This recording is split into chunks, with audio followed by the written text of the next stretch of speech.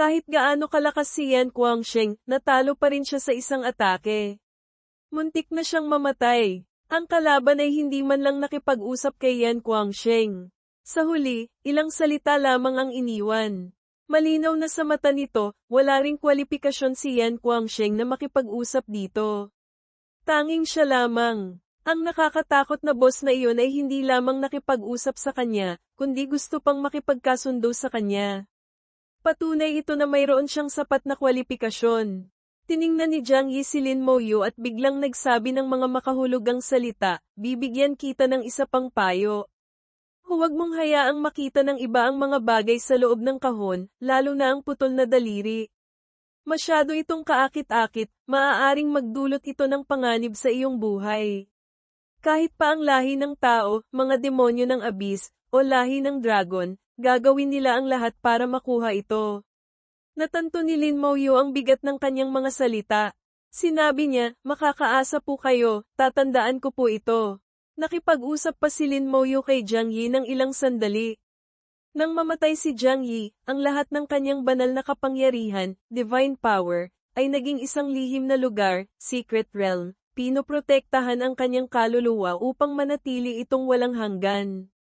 Tanging ang mga taong umabot sa antas na tulad niya ang maaaring gumamit ng ganoong espesyal na paraan upang patuloy na umiral. Lahat ng bagay at ayos sa loob ng lihim na lugar na nilikha ni Jiang Yi ay kaparehong-kapareho ng kanyang tinubo ang bayan noong kabataan niya, mga bundok at ilog, magandang tanawin. Muling nabuhay si Jiang Yi araw-araw kasama ang kanyang mga alaala sa loob ng mahigit 600 taon. Si Lin Moyu ang unang taong nakapasok sa lihim na lugar. Tinanong ni Jiang Yi si Lin Moyu tungkol sa ilang mga bagay na may kinalaman sa kasalukuyang sitwasyon ng lahi ng tao. Sa pamamagitan ng kanyang mga salita, naramdaman ni Lin Moyu na kahit nasa ganitong kalagayan siya, labis pa rin siyang nagmamalasakit sa sitwasyon ng lahi ng tao. Kapag pinag-uusapan ang mga demonyo ng abyss, dala pa rin niya ang malalim na puot. Mahigit 600 taon na ang nakalipas ay ang pinakamatinding panahon ng labanan sa pagitan ng lahi ng tao at ng mga demonyo ng abyss. Ang lahi ng tao, bagamat mahina, ay napakatibay. Dahil sa sakripisyo ng mga yumaong bayani, natiyak na mananatili ang lahi ng tao hanggang ngayon. Sa kasalukuyan, hindi na gaanong matindi ang mga labanan. Ang lahi ng tao ay palakas ng palakas. May kakayahan na ang lahi ng tao na labanan ang mga demonyo ng abyss. Ngunit ayon kay Jiang Yi, kung nais na tuluyang lipulin ang mga demonyo ng abyss, ito ay talagang imposible. Kahit pa lumitaw ang isang super god level na eksperto, hindi pa rin ito maisa sa katuparan. Sa loob ng patio ng Baishen Courtyard, mukhang seryoso ang mga mukha ni na Bai Yuan at Yan Guangsheng.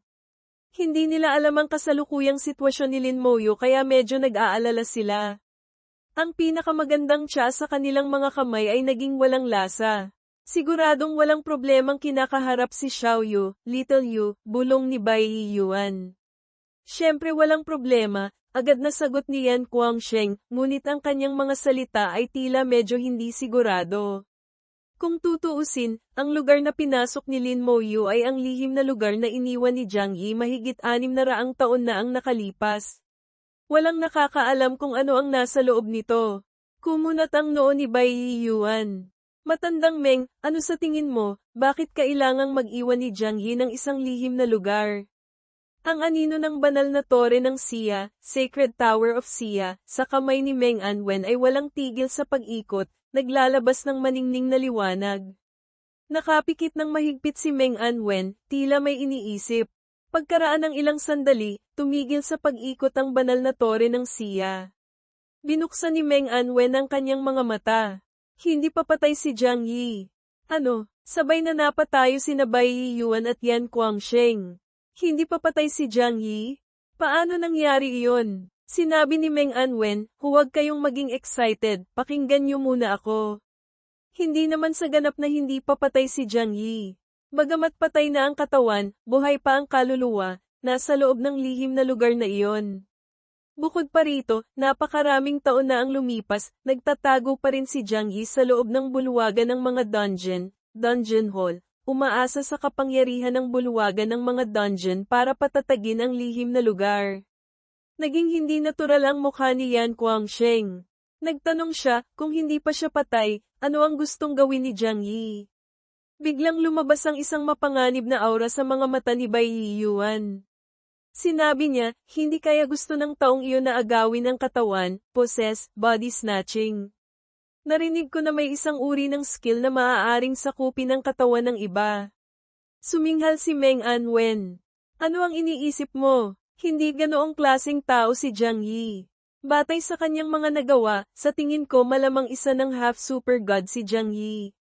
Kung aagawin niya ang katawan, kahit mabuhay siya, hindi na siya makakabalik sa kanyang kasukdulan. Sa kanyang mapagmataas na pagkatao, kahit mamatay si Jiang Yi, hindi niya gagawin ang ganoong bagay. Isipin mo, kung ikaw iyon, gagawin mo ba iyon? Lahat ng god level na eksperto ay labis na mapagmataas.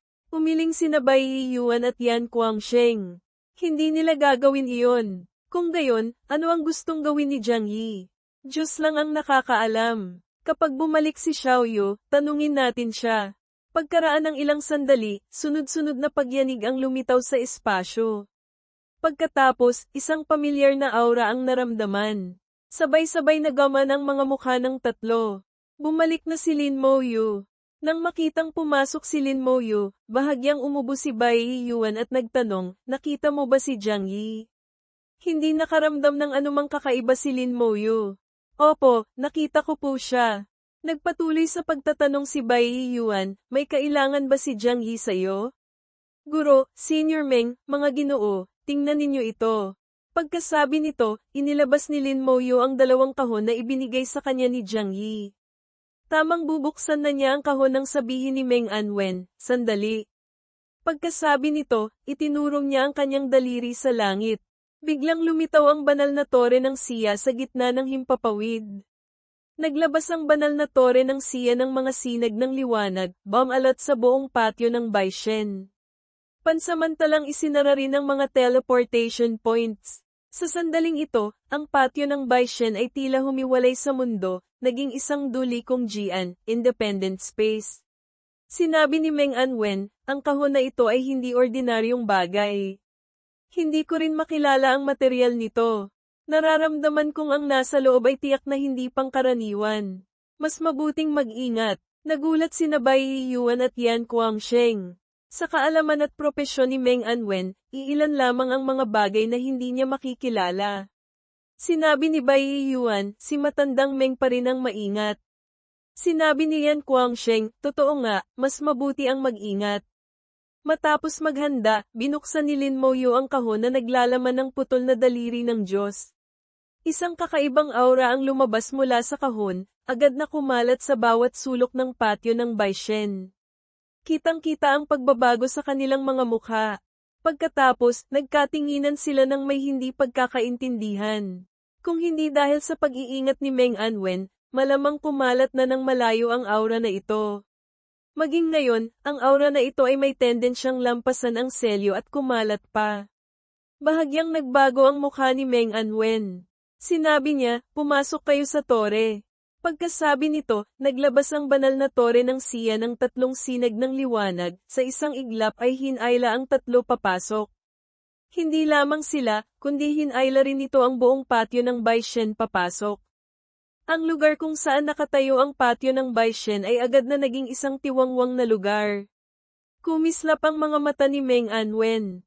Ang kanyang mga kamay ay walang tigil sa pagbabago, napakabilis na nag-iwan ng mga anino.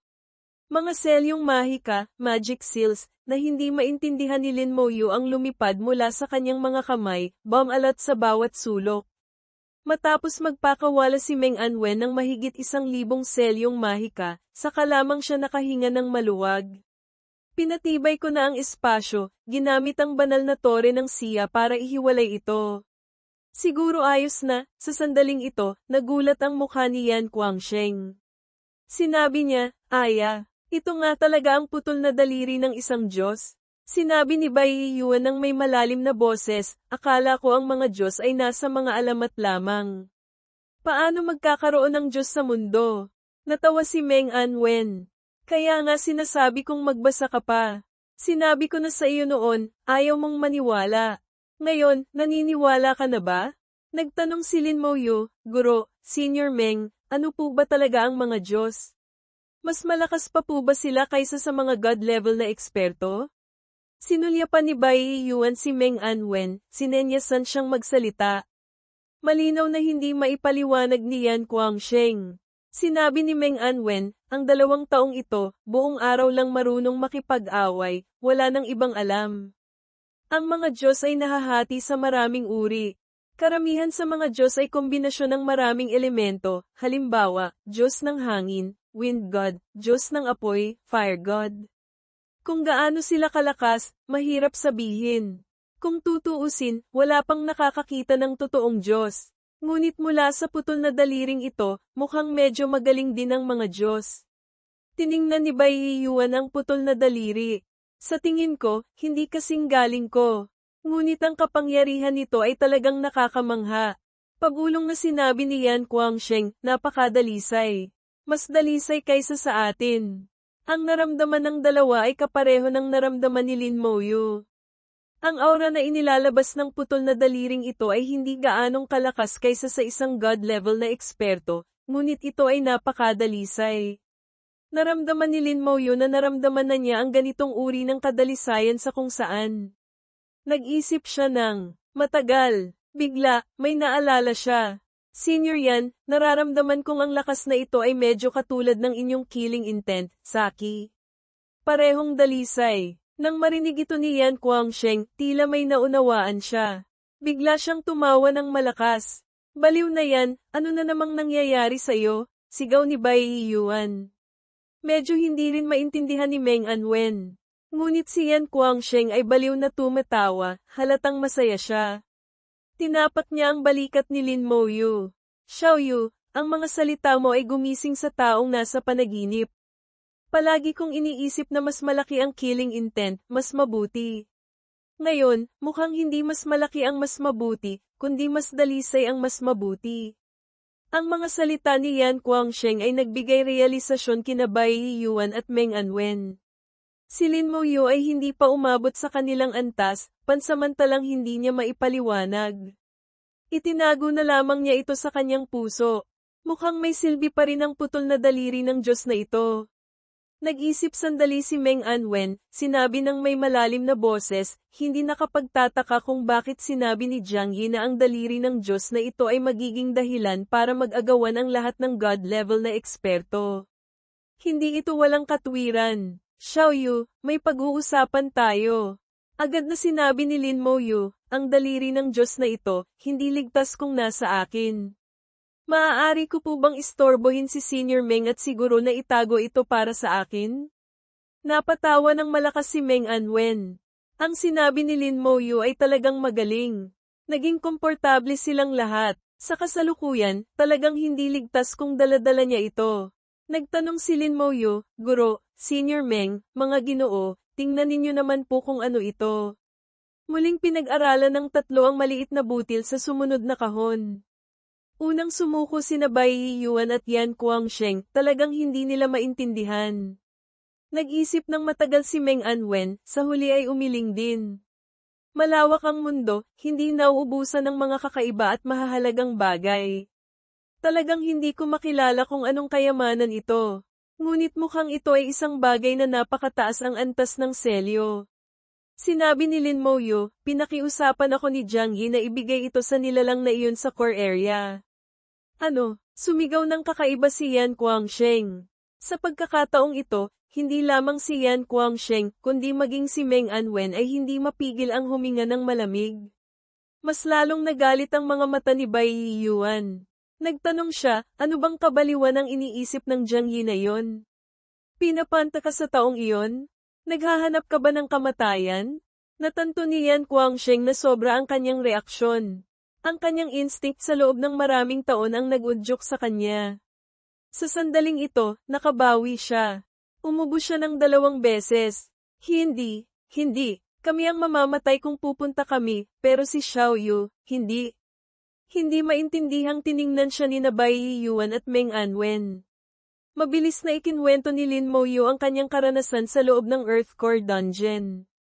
Pagkatapos marinig, medyo gaman ang mukha ni Bai Yuan. Seryosong sinabi ni Meng Anwen, kung ganoon, maaari ngang dumaan sa core area. Ngunit hindi kailangang magmadali ngayon. Pag-usapan natin ito mamaya. Sinabi rin ni Bai Yuan, huwag ka munang pumunta. Hintayin mong tumaas pa ang antas mo bago ka pumunta. Kung tutuusin, naghintay na si Jiang Yi ng maraming taon, tiyak na hindi niya iindahin ang maghintay pa ng ilang taon. Sinabi ni Lin Moyo, hindi ko po kailangang magmadali. Pwede naman pong ilang taon pa. Sa kasalukuyan, ayaw pang pumunta ni Lin Moyo. Bagamat matapos ang pangalawang job change, tumaas ng malaki ang kanyang kakayahan sa pakikipaglaban, at ang leyo ng mga patay ay ilang beses na mas malakas kaysa dati. Ngunit kapag naiisip niya ang sinaunang ibong agila, Ancient Rock, Lone Diuvinc, hindi pa rin lubos na sigurado si Lin Moyo sa panalo. Lalo na ang huling skill nito, ang itim na batong langit, hindi lamang malakas ang atake, kundi malawak din ang sakop. Bukod pa rito, maaari rin itong umasa sa skill na ito para sa Nirvana Rebirth at mabuhay muli. Kung isang beses lang, ayos lang, ngunit kung magagamit niya ito ng maraming beses, masakit isipin. Malamang may mga boss pang mas malakas kaysa sa sinaunang ibong agila. Mas mabuting maghintay muna, huwag munang magpakamatay. Noong nakaraan ay swerte lang, paano kung maubusan ng swerte sa pagkakataong ito? Itinago ni Lin Moyo ang kahon na may lamang butil. Ang kahon na may putol na daliri ng Diyos ay iniwan sa loob ng banal na tore ng Sia. Sinelyuhan ni Meng Anwen ang espasyo upang hindi makalabas ang aura ng putol na daliri ng Diyos. Ang putol na daliri ng Diyos ay may malaking halaga sa pananaliksik para sa mga God-level na eksperto tulad nila. Marahil makakatulong ito sa kanila na umabante pa ng isang hakbang. Maaari pang ang gamitin ito ni Meng Anwen para hulaan kung ano ba talaga ang tinatawag na mga Diyos. Si Yan Guangsheng ay orihinal na babalik na sa duguan na lawa ng paglilinang. Blood Refining Pond. Lumabas siya sa pagkakataong ito dahil sa pangalawang job change ni Lin Moyo, tinawag siya ni Meng Anwen. Ngayon, nagbago na ang plano. Nagpa siya si Yan Guangsheng na manatili pa rito ng ilang araw, kasama silang pag-aralan ang putol na daliri ng Diyos. Bumalik sa normal ang patio ng Baishen. Tiningnan ni Bai Yuan si Lin Moyo. Ngayon, sasabihin ko sa iyo ang susunod na mga pag-aayos. Maingat na nakinig si Lin Moyo. Naka-adapt na siya sa lakas at mga skill ng pangalawang job change, handang-handa na siyang pumasok sa susunod na yugto ng pag-aaral. Ang daliri ng Diyos, kahit gaano pa kalakas si Yan Guangsheng, ay natalo sa isang hampas lamang. Muntik na siyang mamatay. Ang kalaban ay walang pakialam na makipag-usap kay Yan Guangsheng. Sa huli, nag-iwan lamang ito ng ilang salita. Malinaw na sa mata nito, si Yan Guangsheng ay walang karapatang makipag-usap dito. Tanging siya lamang, Lin Moyo. Ang nakakatakot na i-boss na iyon ay hindi lamang nakipag-usap sa kanya kundi nagnanais pang makipagkasundo sa kanya, patunay na may sapat siyang kakayahan o katayuan. Tiningnan ni Jiang Taishu si Lin Moyo at biglang nagsabi ng makahulugang mga salita, bibigyan kita ng isa pang payo na pakinggan mo. Huwag mong hayaang makita ng iba ang mga bagay sa loob ng kahon, lalo na ang putol na daliri. Masyado itong kaakit-akit at maaaring magdulot sa iyo ng kapahamakan hanggang kamatayan. Kahit na mga tao, mga demonyo ng kalaliman, o lahi ng dragon, gagawin nila ang lahat, anumang paraan, para makuha ito. Naunawaan ni Lin Moyo ang kabigatan ng mga salita nito. Sinabi niya, makakaasa po kayo, tatandaan ko po ito. Nakipag-usap pa si Lin Moyo kay Jiang Taishu ng ilang sandali. Nang pumanaw si Jiang Taishu, ang lahat ng kanyang banal na kapangyarihan, divine power, ay naging isang lihim na kaharian na nagpoprotekta sa kanyang kaluluwa upang ito'y manatiling walang hanggan. Tanging ang mga umabot sa ganitong antas tulad niya ang makagagamit ng ganoong espesyal na paraan upang patuloy na umiral. Ang lahat ng kasangkapan at ayos sa loob ng lihim na kaharian na nilikha ni Jiang Taishu ay katulad ng kanyang tinubuang bayan noong kabataan niya, mga bundok at ilog, magagandang tanawin. Muling binuhay ni Jiang Taishu ang bawat araw gamit ang kanyang mga alaala sa loob ng mahigit 600 taon. Si Lin Moyo ang unang taong nakapasok sa lihim na kaharian. Tinanong ni Jiang Taishu si Lin Moyo tungkol sa ilang mga bagay na may kinalaman sa kasalukuyang kalagayan ng lahi ng tao. Sa pamamagitan ng kanyang mga salita, naramdaman ni Lin Moyo na kahit nasa ganitong kalagayan si Jiang Taishu, labis pa rin ang kanyang pagmamalasakit sa sitwasyon ng mga tao. Nang mapag-usapan ang mga demonyo ng kalaliman, bakas pa rin ang malalim na galit at pagkamuhi nito. Mahigit 600 taon na ang nakalipas ay ang pinakamabangis na panahon ng digmaan sa pagitan ng lahi ng tao at ng mga demonyo ng kalaliman. Ang mga tao, bagamat mahina, ay lubhang matatag. Dahil sa sakripisyo ng mga yumaong bayani at pantas, natiyak na ang lahi ng tao ay makakaligtas hanggang sa kasalukuyan. Ngayon, ang mga labanan ay hindi na kasing tindi. Ang lahi ng tao ay lalong lumalakas. May kakayahan na ang mga tao na labanan ang mga demonyo ng kalaliman. Ngunit ayon kay Jiang Taishu, kung nais na lubusang puksain ang mga demonyo ng kalaliman, ito ay talagang imposible. Kahit pa may lumitaw na isang eksperto na nasa antas pseudo-Diyos, possibly demigod or slightly lower, hindi pa rin ito maisa sa katuparan. Sa loob ng munting korte ni Bai, ang mga mukha ni na Bai Yiwen at Yan Guangsheng ay mukhang seryoso. Hindi nila alam ang kasalukuyang sitwasyon ni Lin Moyo kaya medyo nag-aalala sila. Ang pinakamataas na kalidad na tsaa sa kanilang mga kamay ay tila nawala ng lasa. Siguro naman walang problemang kinakaharap si Munting Yu, Little Yu, Lin Moyo, bulong ni Bai Yiwen. Siyempre walang problema, agad na sagot ni Yan Guangsheng. Ngunit ang kanyang mga salita ay tila may kaunting alinlangan. Tutal, ang lugar na pinasok ni Lin Moyo ay ang lihim na kaharian na iniwan ni Jiang Taishu mahigit 600 taon na ang nakalipas. Walang nakakaalam kung ano ang nasa loob nito. Sumimangot si Bai Yiwen at nagsabi, "Matandang Meng Anwen, sa tingin mo, bakit kailangang mag-iwan ni Jiang Taishu ng isang lihim na kaharian?" Ang anino ng toreng banal na pagbaba sa kamay ni Meng Anwen ay walang tigil sa pag-ikot, naglalabas ng maningning na liwanag. Si Meng Anwen ay nakapikit, tila may malalim na iniisip. Maya-maya, huminto sa pag-ikot ang tore. Minulat ni Meng Anwen ang kanyang mga mata at sinabi, "Hindi pa patay si Jiang Taishu." Ano, sabay na napatayo sina Bai Yiwen at Yan Guangsheng. Hindi pa patay si Jiang Taishu? Paano nangyari iyon? Sinabi ni Meng Anwen, "Huwag kayong mag-react ng ganyan, pakinggan niyo muna ako. Hindi naman sa hindi siya ganap na patay. Bagamat ang katawan ay patay na, ang kaluluwa ay buhay pa at nasa loob ng lihim na kaharian na iyon." Bukod dito, sa loob ng maraming taon, si Jiang Taishu ay nagtatago sa loob ng bulwagan ng Piitan Instance Hall, umaasa sa kapangyarihan nito para patatagin ang lihim na kaharian. Ang mukha ni Yan Guangsheng ay naging hindi natural. Nagtanong siya, kung hindi pa siya patay, ano ang nais gawin ni Jiang Taishu? Biglang nagkaroon ng mapanganib na kislap sa mga mata ni Bai Yiwen. Sinabi niya, ang taong ito, hindi kaya nais niyang mang-agaw ng katawan? Narinig ko na mayroong isang uri ng kakayahan na maaaring sakupin ang katawan ng iba. Umismid si Meng Anwen at nagsabi, "Ano ba yang? Iniisip mo? Hindi ganoong klaseng tao si Jiang Taishu.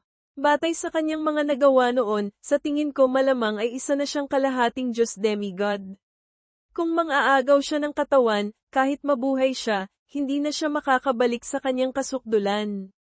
Sa kanyang mapagmataas na pagkatao, kahit mamatay pa siya, hindi niya gagawin ang ganoong bagay.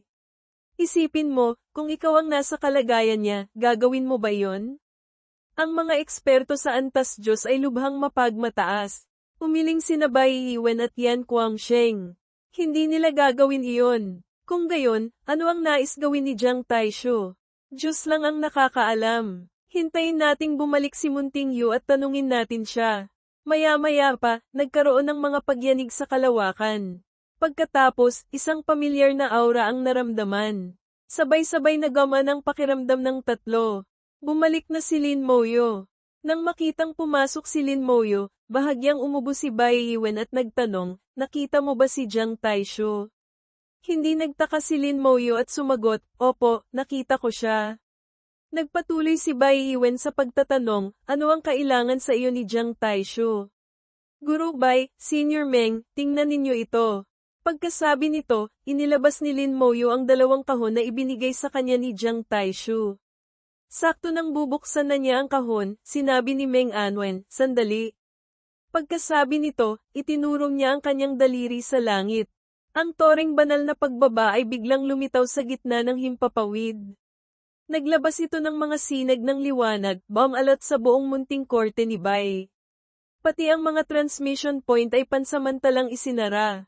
Sa sandaling ito, ang munting korte ni Bai ay tila humiwalay sa mundo, naging isang independenteng espasyo. Sinabi ni Meng Anwen, ang kahon na ito ay hindi ordinaryong bagay. Hindi ko matukoy ang material nito. Nararamdaman ko na ang laman nito ay pambihira. Mas mabuting mag-ingat tayo. Nagulat sina Bai Yiwen at Yan Guangsheng. Sa kaalaman at propesyon ni Meng Anwen, kakaunti lamang ang mga bagay na hindi niya makikilala. Sinabi ni Bai Yiwen, si matandang Meng pa rin ang maingat. Sinabi ni Yan Guangsheng, totoo nga, mas mabuti ang mag-ingat. Matapos ang paghahanda, binuksan ni Lin Moyo ang kahon na naglalaman ng putol na daliri ng Diyos. Isang kakaibang aura ang lumabas mula sa kahon at agad na kumalat sa bawat sulok ng munting korte ni Bai. Ang kanilang mga mukha ay halatang nagbago. Pagkatapos, nagkatinginan sila na may pagtataka. Kung hindi naging maingat si Meng Anwen, ang aura na ito ay malamang na kumalat na ng napakalayo. Kahit ngayon, ang aura ay may tendensyang lumampas sa selyo at kumalat pa. Bahagyang nagbago ang mukha ni Meng Anwen. Sinabi niya, pumasok kayo sa tore. Pagkasabi nito, ang toreng banal na pagbaba ay nagpakawala ng 3 sinag ng liwanag, sa isang iglap ay hinayla ang 3 papasok. Hindi lamang sila, hinayla rin ito ang buong munting korte ni Bai papasok. Ang lugar kung saan dating nakatayo ang munting korte ni Bai ay agad na naging isang tiwangwang na lupa. Ang mga mata ni Meng Anwen ay kumislap. Ang kanyang mga kamay ay walang tigil na nagbago ng anyo, napakabilis na nag-iwan ng mga anino, after images.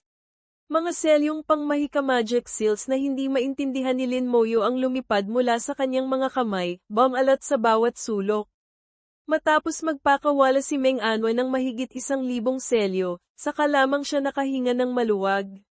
Sinabi niya, pinatibay ko na muli ang espasyo, ginamit ko ang toreng banal na pagbaba para ihiwalay ito. Maayos na siguro ngayon. Sa sandaling ito, ang mukha ni Yan Guangsheng ay puno ng pagkamangha. Sinabi niya, aba, ito nga talaga ang putol na daliri ng isang Diyos. Sinabi ni Bai Yiwen ng may malalim na boses, akala ko ang mga Diyos ay nasa alamat lamang. Paanong magkakaroon ng Diyos sa mundo? Tumawa si Meng Anwen at nagsabi, kaya nga sinasabi ko sa iyo, magbasa ka pa ng maraming libro. Sinabi ko na ito sa iyo dati, ayaw mong maniwala. Ngayon, naniniwala ka na ba? Nagtanong si Lin Moyo, Guru Bai, Senior Meng, ano po ba talaga ang mga Diyos? Mas malakas pa ba sila kaysa sa mga eksperto sa antas Diyos, God-level experts? Sinulyapan ni Bai Yiwen si Meng Anwen, sumesenyas na ito ang magsabi. Si Yan Guangsheng ay halatang hindi makapagpaliwanag. Sinabi ni Meng Anwen, itong dalawang ito, buong araw puro lang laban at pugiling ang alam, wala nang ibang naiintindihan. Ang mga Diyos ay nahahati sa maraming uri. Karamihan sa mga Diyos ay kombinasyon ng maraming elemento. Halimbawa, Diyos ng hangin, Diyos ng apoy, at iba pa. Tungkol naman sa kung gaano sila kalakas, mahirap sabihin. Tutal, wala pang nakakakita ng isang tunay na Diyos. Ngunit mula sa putol na daliring ito, mukhang ang mga Diyos ay hindi rin biro.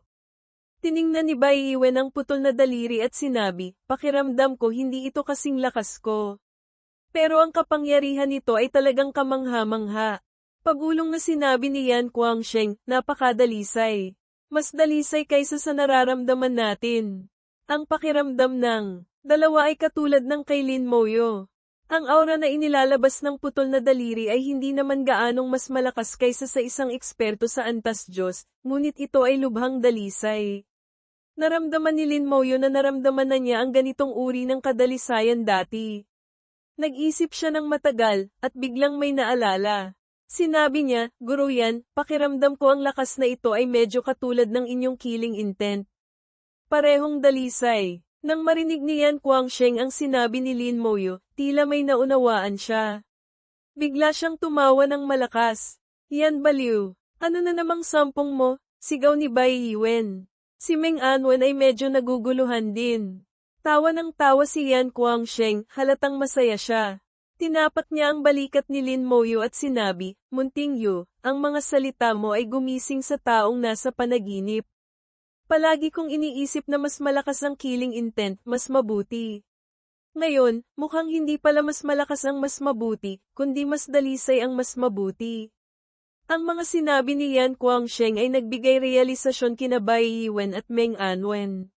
Si Lin Moyo ay hindi pa umabot sa kanilang antas kaya pansamantala ay hindi niya ito maipaliwanag. Itinago na lamang niya ito sa kanyang puso. Mukhang ang putol na daliri ng Diyos na ito ay mayroon pa ring gamit.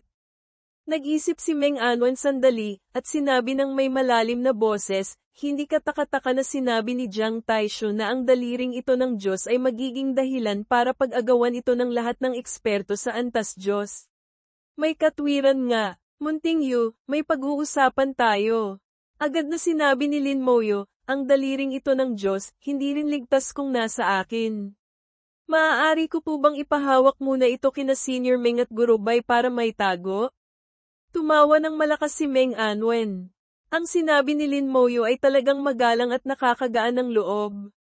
Sa kasalukuyan, ang dalhin niya ito ay talagang hindi ligtas. Nagtanong si Lin Moyo, Guru Bai, Senior Meng, tingnan niyo naman po kung ano itong bagay na ito. Ang tatlo ay muling masusing pinag-aralan ang maliit na butil, bead, sa kasunod na kahon. Sina Bai Yiwen at Yan Guangsheng ay unang sumuko, hindi talaga nila maintindihan ito. Nag-isip ng matagal si Meng Anwen, at sa huli ay umiling din. Ang mundo ay malawak, hindi nauubusan ng kakaiba at mahahalagang bagay. Talagang hindi ko makilala kung anong kayamanan ito. Ngunit mukhang ito ay isang bagay na napakataas ang antas ng pagkapino, refinement level. Sinabi ni Lin Moyo, pinapakiusapan ako ni Jiang Taishu na ibigay ang bagay na ito sa kanya, na nasa sentral na lugar, core area. Ano? Sumigaw si Yan Guangsheng ng kakaiba. Sa pagkakataong ito, hindi lamang si Yan Guangsheng, kundi pati si Meng Anwen ay hindi mapigil ang huminga ng malalim. Sa mga mata ni Bai Yiwen, lalong tumindi ang galit. Nagtanong siya, ano bang kabaliwan itong iniisip ni Jiang Taishu? Pinapapunta ka niya para hanapin ang taong iyon? Naghahanap ka ba ng kamatayan? Napagtanto ni Yan Guangsheng na sobra ang kanyang reaksyon. Ang kanyang likas na ugali, instinct, sa loob ng maraming taon ang nagtulak sa kanya. Nang matauhan, umubo siya ng 2 beses at sinabi, hindi. Mamamatay tayo kung tayo ang pupunta, pero si Munting Yu ay hindi. Tiningnan siya ni Bai Yiwen at Meng Anwen nang may pagtataka. Mabilis na ikinwento ni Lin Moyo ang kanyang karanasan sa loob ng Earthcore Dungeon. Matapos marinig, medyo gaman ang itsura ni Bai Yiwen. Seryosong sinabi ni Meng Anwen, kung ganoon nga ang sitwasyon, maaari ngang dumaan sa sentral na lugar. Ngunit hindi kailangang magmadali ngayon. Pag-usapan natin ito mamaya. Sinabi rin ni Bai Yiwen, huwag ka munang pumunta. Hintayin mong tumaas pa ang antas mo bago ka pumunta. Tutal, naghintay na si Jiang Taishu ng maraming taon, tiyak na hindi niya mamasamain na maghintay pa ng ilang taon. Sumang-ayon si Lin Moyo, hindi ko kailangang magmadali. Pwedeng sa susunod na ilang taon na, sa kasalukuyan, ayaw pang pumunta ni Lin Moyo. Bagamat pagkatapos ng kanyang pangalawang pagbabago ng klase, second job change, ang kanyang kakayahan sa pakikipaglaban ay tumaas ng malaki, at ang kanyang hukbo ng Undead Legion, ay mas malakas na ng ilang beses kaysa dati, ngunit kapag naiisip niya ang sinaunang Ibong Luan, hindi pa rin siya lubos na sigurado sa tagumpay. Lalo na ang panghuling kakayahan, ultimate skill, nitong itim na bulalakaw, hindi lamang malakas ang atake, kundi malawak pa ang sakop. Bukod dito, maaari rin itong umasa sa kakayahang ito para sa nirvana at muling mabuhay. Kung isang beses lang gamitin, ayos lang, ngunit kung magagamit niya ito ng maraming beses, ang pag-iisip pa lang ay nakakapangasim na. Posible pang may mga ibos na mas malakas pa kaysa sa sinaunang Ibong Luan. Mas mabuting maghintay muna. Pansamantalang hindi muna pupunta para isugal ang buhay. Noong nakaraan ay swerte lang, paano kung maubos ang swerte sa pagkakataong ito? Itinago ni Lin Moyo ang kahon na may lamang butil.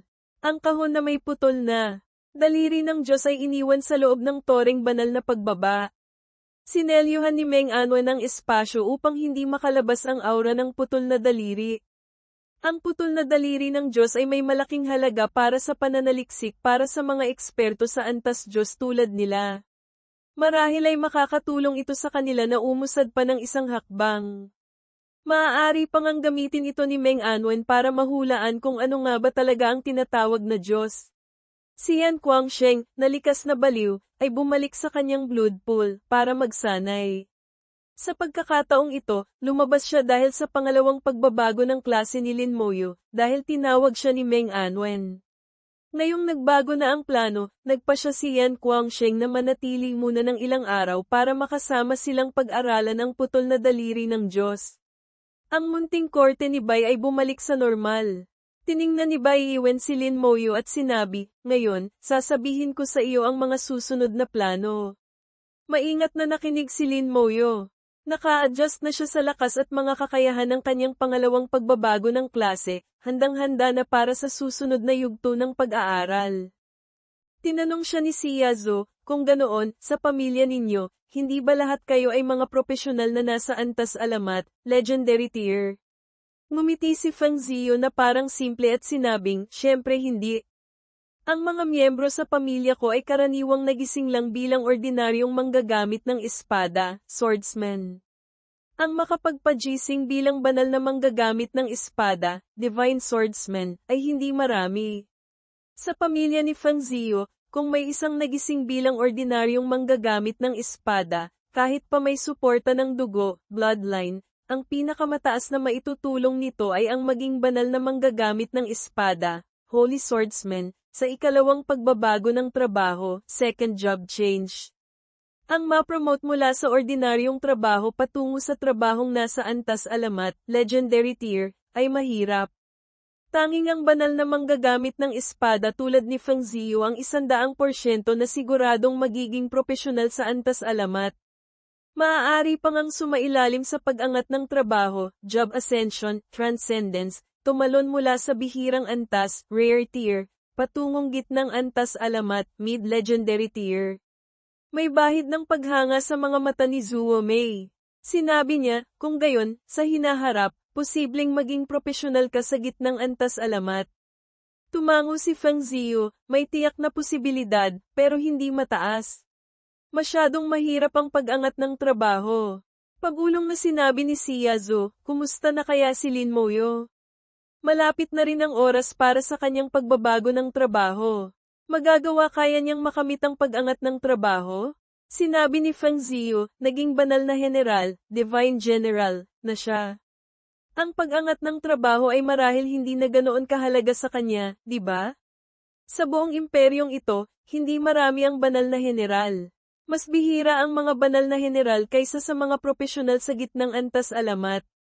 Taon-taon, maraming tao ang sumasailalim sa pag-angat ng trabaho, ngunit ilang taon o kahit ilang dekada bago lumitaw ang isang banal na general.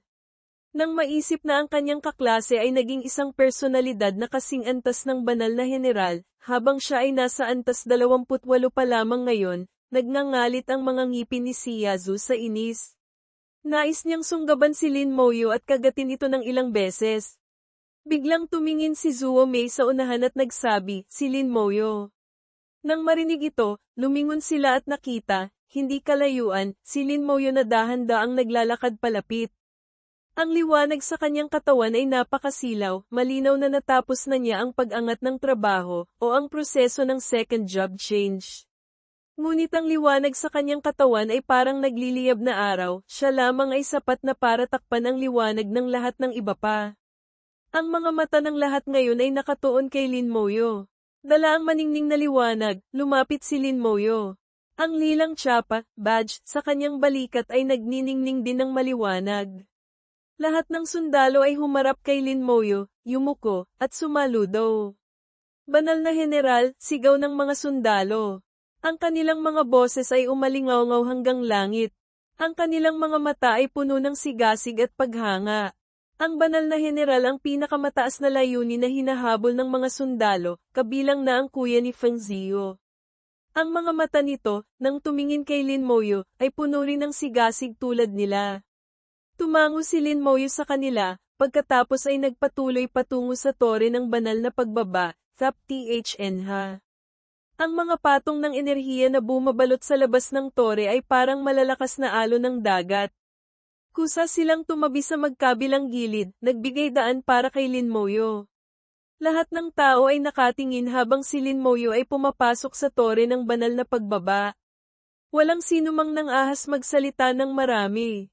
Ang kanyang katayuan bilang banal na heneral lamang ay sapat na para mawalan sila ng karapatang pag-usapan siya. Kung may manggahas na magsalita ng walang katuturan, 100% na ang mga sundalo rito ay sabay-sabay na aatake sa taong iyon. Pagkatapos pumasok ni Lin Moyo sa tore ng banal na pagbaba, ito ay nagliwanag ng husto. Ang boses ni Meng Anwan ay narinig mula sa tore, may dalang nakakatakot na bigat, pressure. Sa sandaling ito, lahat ng tao ay natahimik. Pati ang hangin ay tila huminto sa paggalaw. Tumigil ang ihip ng hangin, tumigil ang paggalaw ng mga ulap, pati ang sikat ng araw ay bahagyang dumilim. Ganoon kalakas ang isang eksperto sa antas Diyos, God level. Ang tore ng banal na pagbaba ay naglabas ng maningning na liwanag, bumalot sa buong kalupaan at kalangitan. Ngayong araw, magbubukas ang tore ng banal na pagbaba. Binago ang mga patakaran. Kung sino ang tawagin ng pangalan, siya ang papasok sa tore. Ang mga natitira ay maghintay sa labas. Ang boses ni Meng Anwan ay parehong nakakatakot at nakakasakal. Lahat ay nakatutok sa pakikinig. Ngayon, magsimula. Unang tao, mula sa Moklap Academy, Lin Li. Ang tinawag ang pangalan ay agad na humakbang palabas ng linya at pumasok sa tore ng banal na pagbaba. Sa loob ng tore ng banal na pagbaba, nakita ni Lin Moyo si Bai Yiwen at ang dalawa pa, Meng Anwan at Yan Guangsheng. Sa wakas, naunawaan niya kung paano siya dapat matuto. Matapos marinig ang paraan ng tatlo, talagang hindi siya makapagsalita. Hindi niya alam kung paano naisip ng kanyang guro ang mga pamamaraang iyon. Ngunit para sa tatlo, napakaganda nito, at siya ay walang pagkakataong tumutol. Ngayon, ang pana ay nasa busog na, hindi maaaring hindi ito pakawalan. Sinabi ni Yan Guangsheng, hindi ba't ilang beses lang naman mabibigo, ilang beses mabubugbog? Ano ang big deal doon? Sino ba ang hindi pa nabugbog? Masasanay ka rin kapag laging nabubugbog. Sinabi ni Meng Anwan, sa kabila ng lahat, nakaayos na ang lahat ngayon. Kung ayaw mong maging masyadong kaawa-awa, magsikap ka. Tinapat ni Bai Yiwen ang balikat ni Lin Moyo ng buong puso. Munting Yu, naniniwala siguro, Lausu, na hindi ka naman magiging masyadong masama.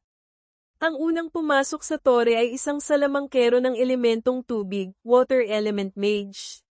Huwag kang mag-alala, inayos na namin ang lahat.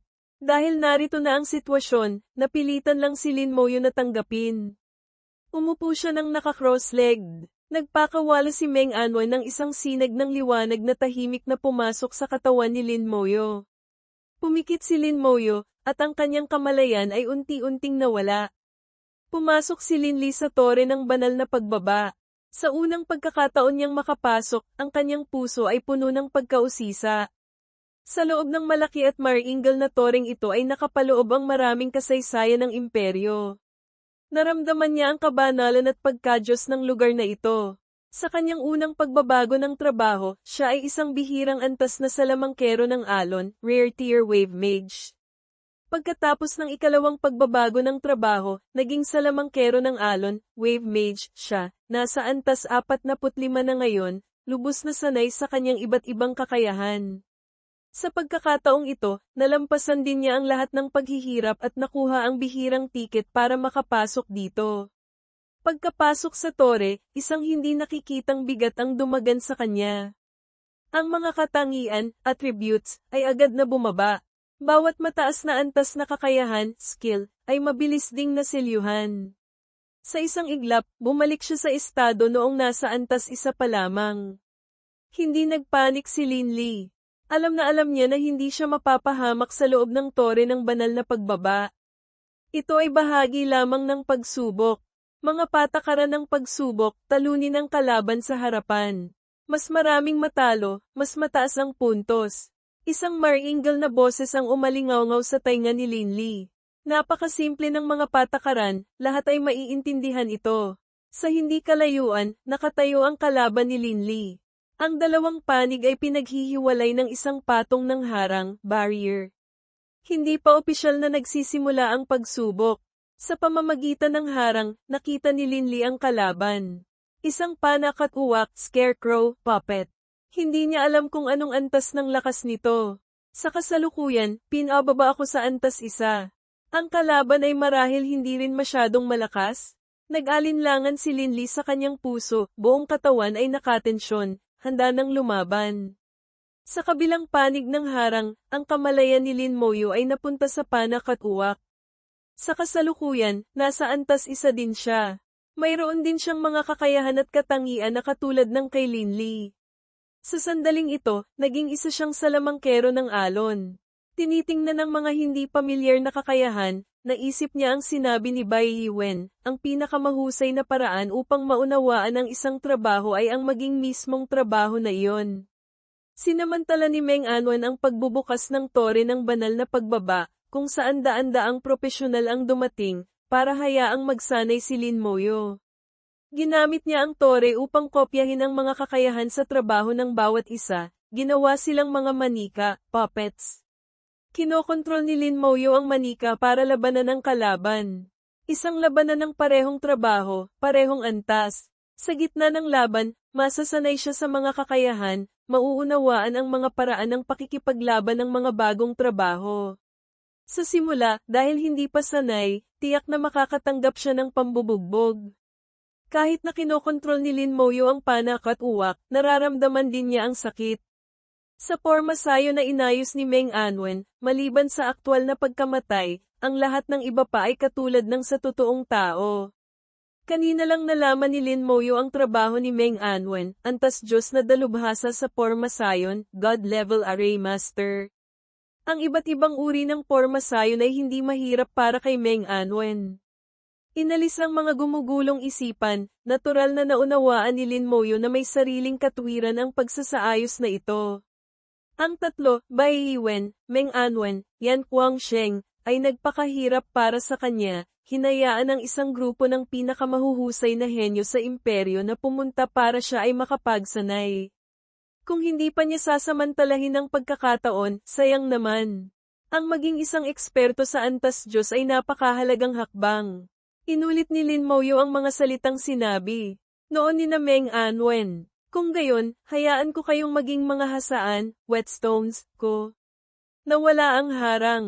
Isang malamig na kislap ang sumilay sa harap ng kanyang mga mata. Isang palaso ng yelo, ice arrow, ang tumama sa katawan. Masakit, napakasakit. Ang buong katawan ay nanigas. Masakit din pala ang ma-freeze ng ganito. Ang pakiramdam ng panlalamig at sakit ay tila magbibiyak sa kanya. Hindi man lang nakapag-react si Lin Moyo. Sa madaling salita, sa kanyang subconscious, walang intensyon na umiwas. Karaniwang sanay na siyang may baluting buto, bone armor, sanay sa paglipat ng pinsala, damage transfer, ng hukbo ng undead, kaya hindi niya pinansin ang ganitong antas ng atake. Nakalimutan niya na ngayon ay isa lamang siyang antas 1 na salamangkero ng alon na nakakabit sa katawan ng isang panak-at-uwak. Nang makapag-react siya, huli na ang lahat. Ang pangalawang palaso ay agad na humiwa sa hangin. Ang katawan na nanigas ay hindi makagawa ng anumang kilos. Direkta siyang tinamaan. Sa matinding sakit, ang panak-at-uwak ay naglaho sa isang iglap. Talagang naramdaman ni Lin Moyo na namatay siya. Sa sumunod na segundo, ang kanyang kamalayan ay napunta sa isang bagong-bagong panak-at-uwak. Ang antas ay tumaas na sa 12. Ang mga kakayahan ay hindi nagbago, ngunit ang mga katangian ay bahagyang nagbago. Pamilyar na harang, pamilyar na kalaban. Si Linli sa kabilang panig ng harang ay medyo natigilan. Masyadong mahina ang kalaban na ito. 2 palaso ng yelo lang, tapos na agad. Hindi man lang umilag, ni hindi nag-react. Ang pakiramdam ay parang nananakit lang ng kahoy. Ito ba ang pagsubok? Bakit parang naglalaro lang? O baka naman ang unang laban ay pampaganya lang? Ngayon ay tumaas na sa 2 antas, nasa antas 12 na. Hindi nang ahas si Linli na magpabeya, itinaas niya ang kanyang pagiging alerto. Sa wakas ay nakapag-react na si Lin Moyo. Kanina, talagang nagpabeya ako.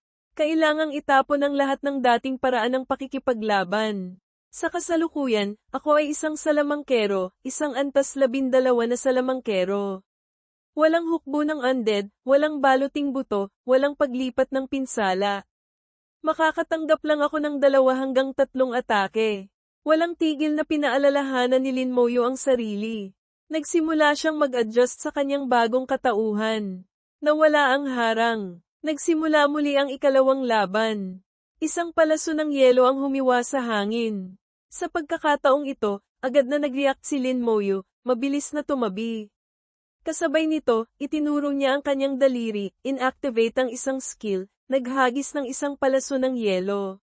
Sa wakas, gumalaw na rin.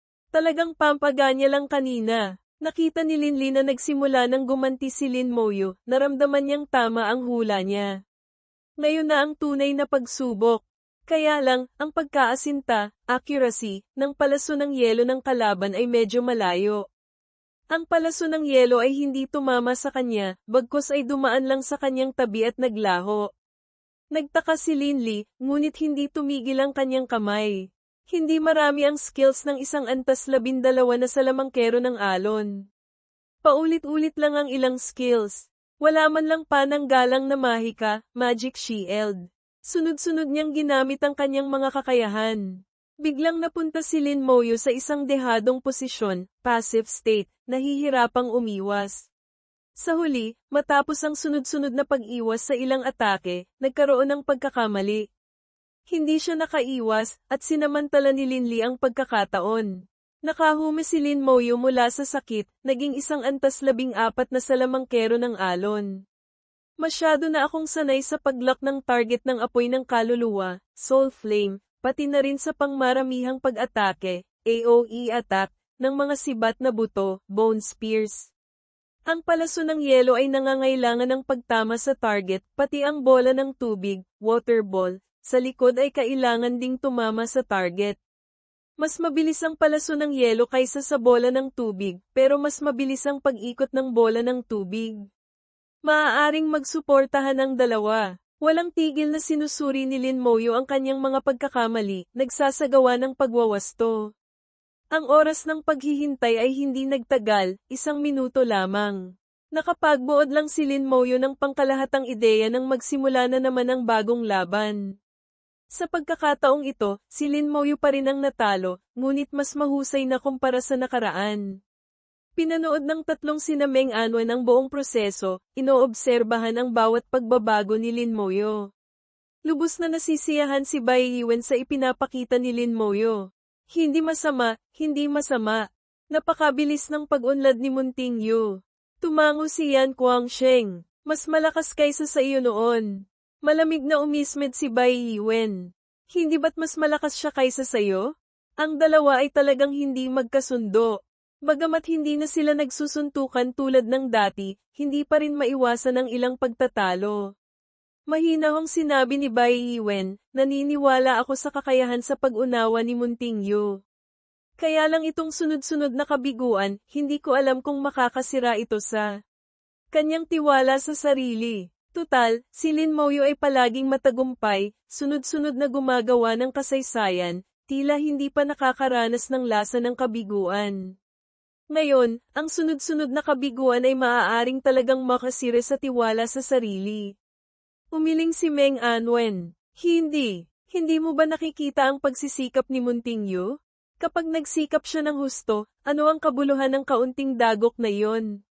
Sinabi ni Yan Guangsheng, kung mas madali ang landas, mas kailangang tumanggap ng kaunting kabiguan. Walang ekspertong lumaki na hindi nakaranas ng kabiguan. Bukod dito, nakikita kong nag-a-adjust na si Munting Yu. Kaya niya ito. Bihira na hindi tumutol si Bai Yiwen, halatang sumasang-ayon din sa mga sinabi ni Yan Guangsheng.